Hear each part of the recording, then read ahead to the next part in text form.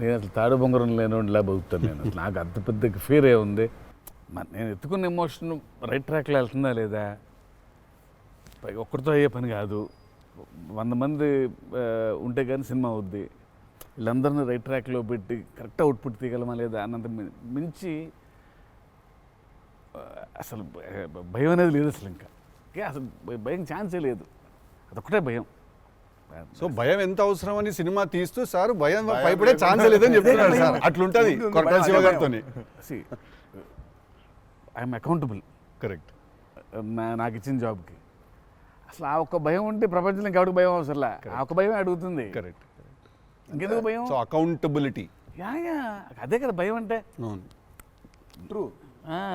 నీకు పని ఇచ్చారు, నువ్వు ఆ పని చేసావు భయంతో, అమ్మో ఇది అవ్వకపోతే ఏంటనే ఒక భయం ఉంది. ప్రపంచం అంతా ప్రశాంతంగా ఉంటుంది ఎవడి పని అటు చేస్తే. పక్కనోడి పనుల్లో చేయి దూర్చి ఆయన ఇబ్బంది పెట్టి ఇది పెట్టి మనం చేయక ఇంతకు మించింది ఏముంది. ఎవడి పని చేస్తే అసలు భయం ఉన్నట్టే మనకు ప్రపంచంలో అంతా. ప్రపంచం అంతా అంతే.